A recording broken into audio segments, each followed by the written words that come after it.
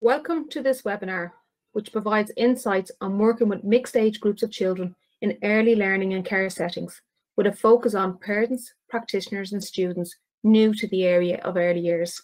These insights take account of research as well as inspectors' findings in early learning and care settings and the advice provided by inspectors to promote improvement. All the advice provided in this webinar should be considered in light of prevailing public health guidelines which apply in educational settings. You may have heard terms used such as natural group, family groupings, and multi-age group to describe mixed age group learning. Regardless of the term used, mixed age group learning involves placing children of different ages in the same group. It allows for children of various abilities to play together in an environment that will support their development and their learning potential. The idea of mixed age group learning is not a new concept. Many curriculum approaches and researchers in the field of early learning and care highlight the importance of social and peer interactions and promote the benefits of mixed age group learning. For many years, primary schools and preschools in Ireland and around the world, particularly in rural locations, have provided programs to children of mixed ages in one group. You may be asking yourself, if mixed age group learning is not a new concept, why is it a topic for consideration? To answer the question, let us take a moment to consider developments in the early learning and care sector in Ireland that have influenced and supported a more generalised move towards mixed age group learning. As some of you may already know, there have been many substantial changes in the early learning and care sector in Ireland. Driven by new policies, legislation and funding, these changes have influenced the way we work with young children and their families. In some cases, they have encouraged the move towards mixed age group learning, while others simply support the idea of providing opportunities for children of different ages to interact and play together.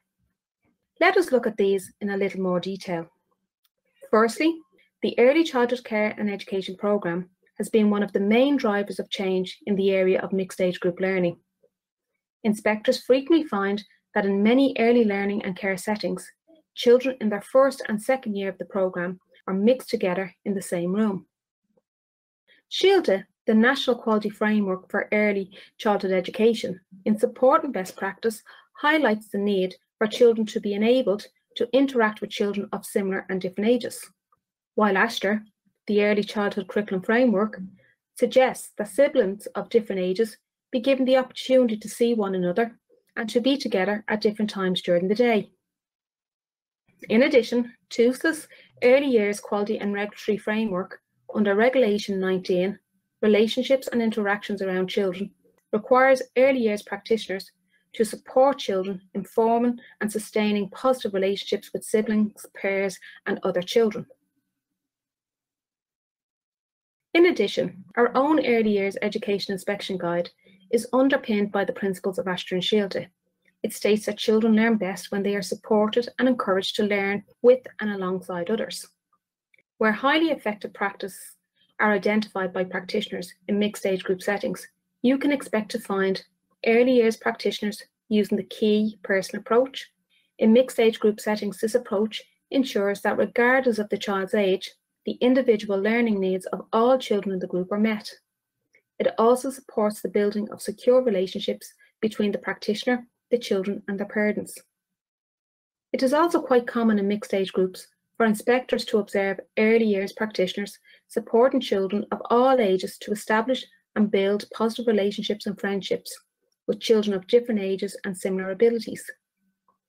This is achieved as they support children to play together in small groups and pairs.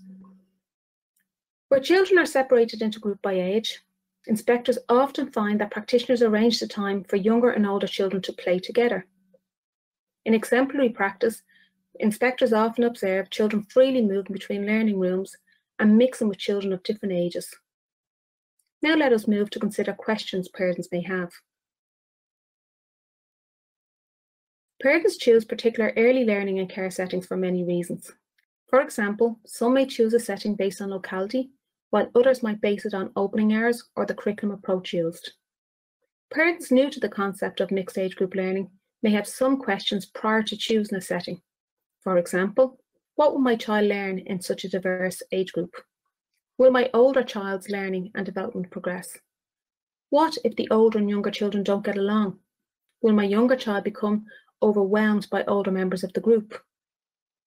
Inspectors frequently find that when practitioners address these questions in a timely manner, they put parents' minds at ease and support them to make an informed decision which eases the period of transition from home into the setting.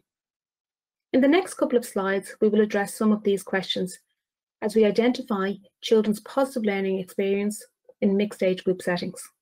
But first, let me emphasise that the role of the early years practitioner in creating positive learning experience to meet the needs of the whole group is of great importance. Although we acknowledge that the practitioner's role in balancing the diverse needs of children in the group is not without its challenges.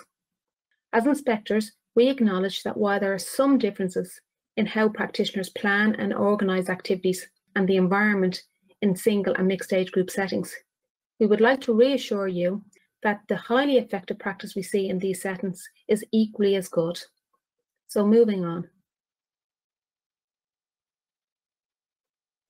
We find that in high-quality mixed-age group settings, early years practitioners have extensive knowledge of our national frameworks, Aistir and Síolte, and of young children's development and play stages.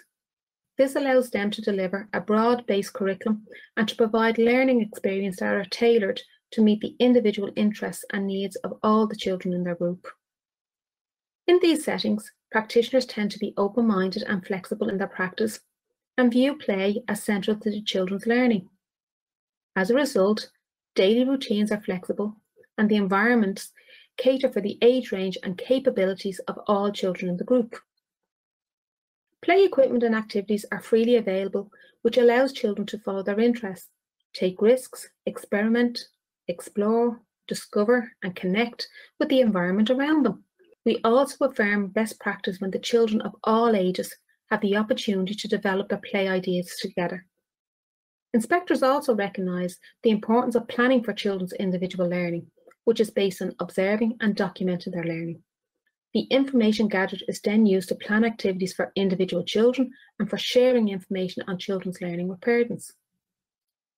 Let us pause for a moment and reflect on what we have established so far. Children learn best when they are mixing with children from different age ranges. Therefore, mixed age group settings have the potential to be very positive learning experience for young children. But what does this mean? Inspectors acknowledge that in high quality early learning and care settings, factors such as interactions, leadership skills, adult-child ratios, small group size, and an appropriately arranged environment are important in supporting positive learning outcomes for children.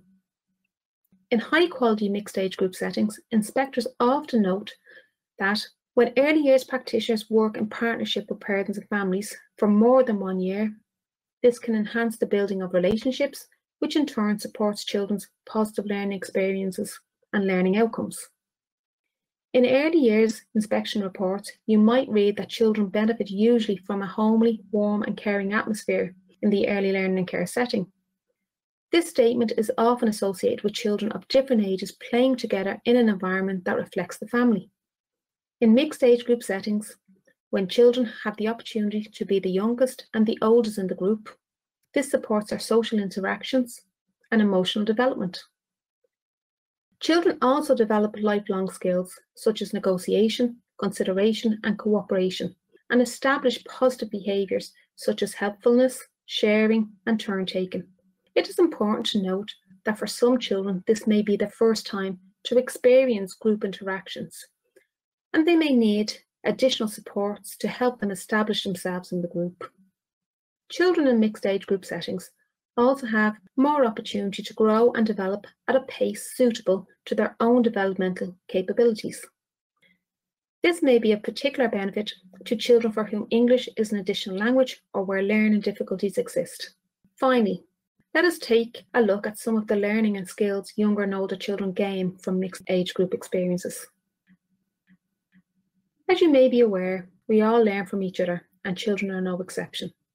In high-quality mixed-age group settings, inspectors often observe children of similar and mixed ages and abilities engage in a variety of playful and child-led activities, such as social, creative, and pretend play. Inspectors note that when children lead activities, there is no right or wrong way to play. As a result, children have opportunities to learn from their own achievements and are inspired by the achievements of others. Children develop skills that they cannot manage alone. They engage in activities at a pace suitable to their developmental abilities. Many younger children learn from and are motivated by the older ones, and older children may be empowered as they assist younger children with tasks or help them to achieve new skills.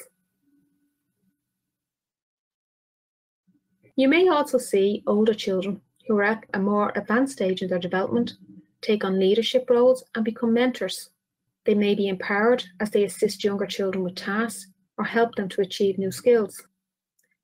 They may invite the younger members of the group to play and provide peer support to less experienced children.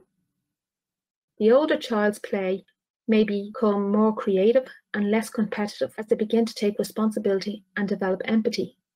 They may also develop social skills and communication strategies as they share their knowledge, interests, and ideas.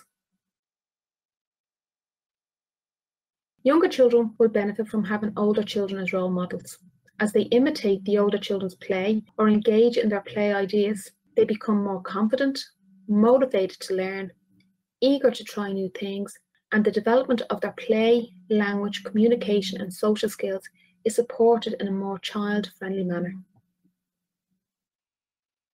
Here is a list of further information and resources which may support you.